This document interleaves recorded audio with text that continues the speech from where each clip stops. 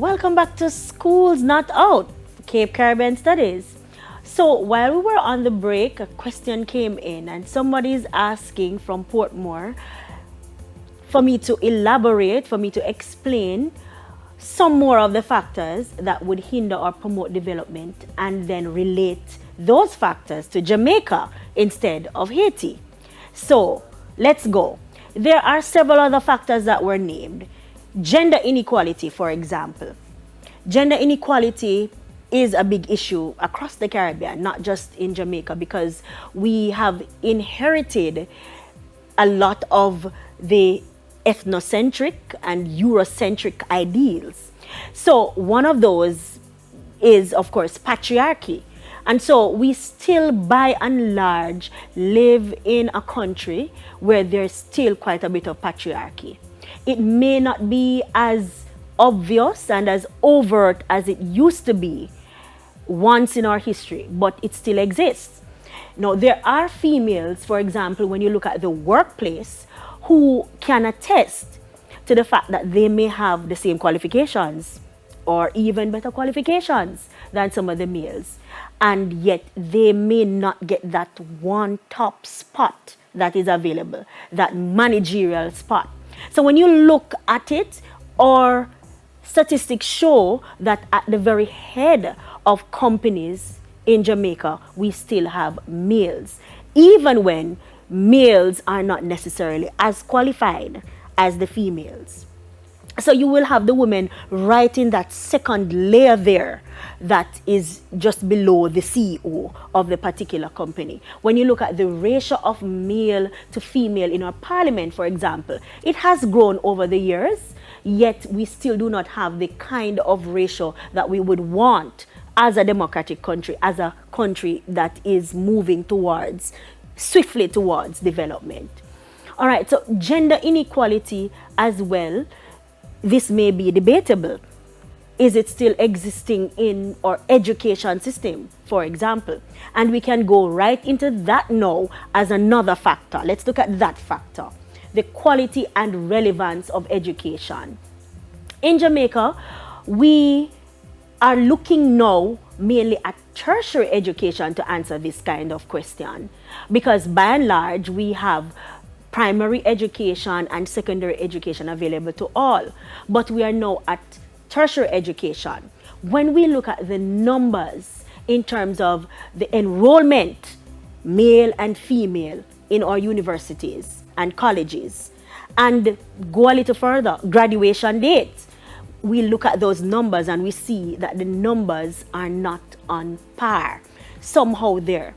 So that means that somehow we have flipped the switch, because at one point it used to be that the females were the ones who did not have as much access.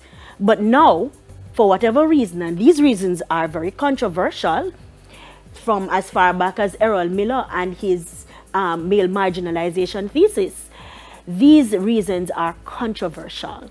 Why is it that we have the society where males seem not to be accessing education, tertiary education, in the same way that females are accessing? Is it our culture? And this is one kind of theory that has been put forth. Culture has a lot to do with it. In Jamaica, we say when you are at a certain age, man should go and work. They should go and feed their family. They should be getting a job rather than moving on to tertiary education. And this is precisely part of the problem. Now, when we look at quality and relevance of education, there are some other things that come into play. And these things, again, are linked to gender inequality and gender equality, for that matter. When we look at single-sex schools as opposed to, co-ed schools, the subject offerings in these two different kinds of schools, when you look at female schools, single-sex schools, for example, what are the kinds of subjects that are being offered for females? Are the schools opening up and allowing females to do, technical drawing and, engineering and those kinds of things? Do we have that happening? Or are we still skewing or males and females into traditional types of careers that we think females should have and males should have, right? And so these are some questions that relate to quality and relevance of education. We again need to look at rural versus urban. How many people from rural are able to access tertiary education as opposed to rural persons? How many? When we look at those kinds of factors, and our economic and social surveys could give us more insight as to how these things are trending in Jamaica. So the extent to which we have gender equality and the extent to which we have a better kind of quality of education, those are the kinds of things that we look at in terms of determining the extent to which we are developing. Now, we have made some headway in terms of our curriculum. We are always looking at our curriculum and trying to find ways to ensure that our curriculum meets the needs of all the learners. And of course, we test as we go along. So by and large, the quality of our education system in Jamaica has grown, has improved quite a lot, and more people now have access to education.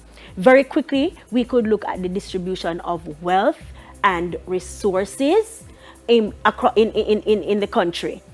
How many people have access to wealth and resources? Is it still a top 1% or top 2%? Are people able to access all kinds of jobs? And this again is linked to the quality and relevance of education.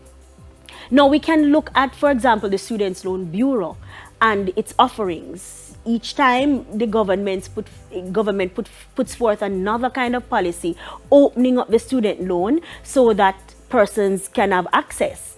And so even non-traditional areas now, you are able to access funding to have a tertiary education.